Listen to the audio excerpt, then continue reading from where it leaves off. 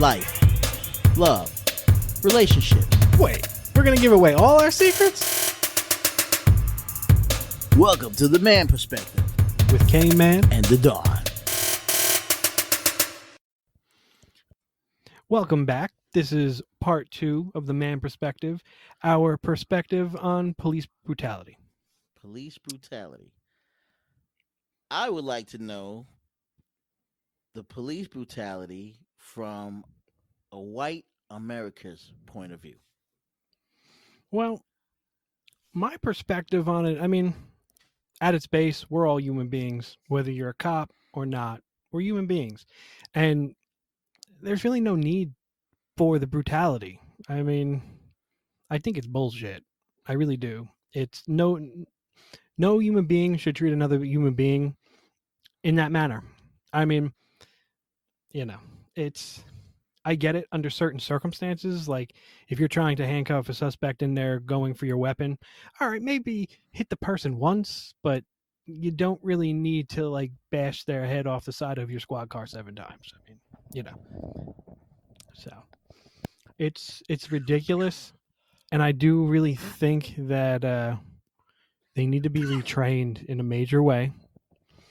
I think that the system, because it's broken, they need to revamp the justice system.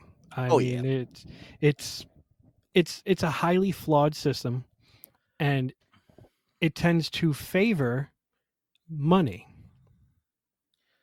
But from a white America's point of view, what do you feel is the consensus? Like, for example, do you feel more safer? Do you feel, interacting with police officers is not that big of a deal? It's not a big problem. You don't feel threatened? Oh, I definitely feel threatened. I definitely feel threatened because, they have a firearm on them. Okay. And, firearms don't go off by themselves. So it's all in the control of the person, right? And who's to say that you're not just incredibly jumpy? Probably shouldn't be a cop if you are. And I go to reach in my glove box for my freaking insurance card, and you overreact because you're jumpy. I mean, I've been pulled over several times where the thought has gone through my head of, you're going to want to search my vehicle, and who's to say that you don't plant something in my car, find it, say it was mine. Now it's my word against yours, and you're the cop. Mm-hmm. And I'm screwed then. Mm-hmm. So is the natural consensus is that all cops are bad, or you have bad experiences with them, or? Majority of my experiences have been, I wouldn't say bad, but they haven't been good. Not positive, definitely negative, because you're being accused of something. Whether I did it or not, I mean, I'm still being accused of something, and it sucks. But I do think that whole innocent until proven guilty, even at a traffic stop, has gone out the window. And I think now, and I mean, it's not new. It's been this way for a while, I think.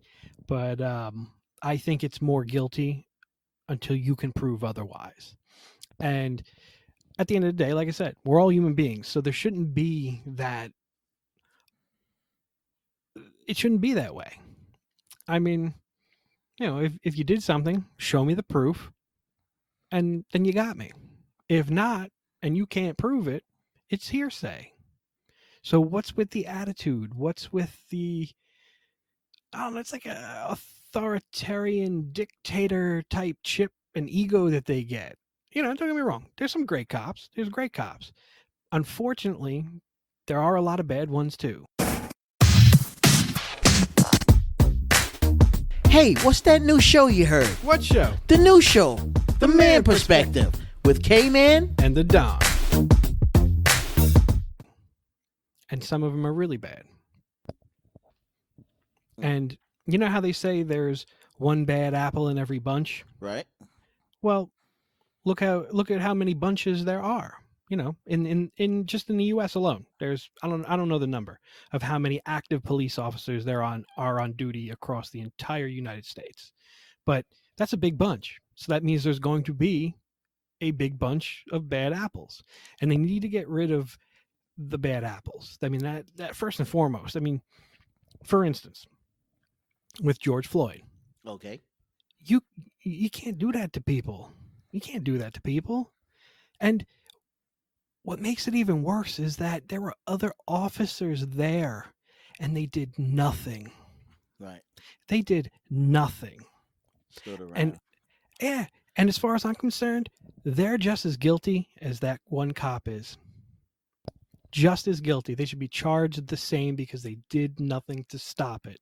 And at the end of the day, on the side of that car, it says to serve and protect. And they did neither. Neither. They took a man's life over nothing. That's horrible.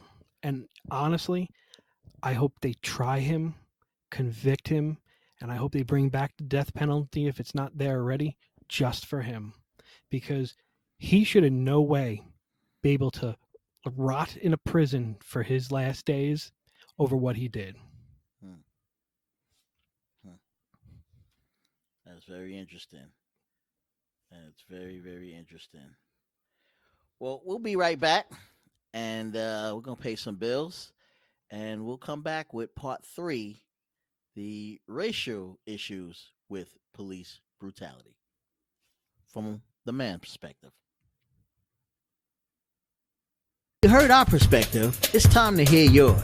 Get at us at themanperspective@gmail.com. Or use the hashtag #TheManPerspective.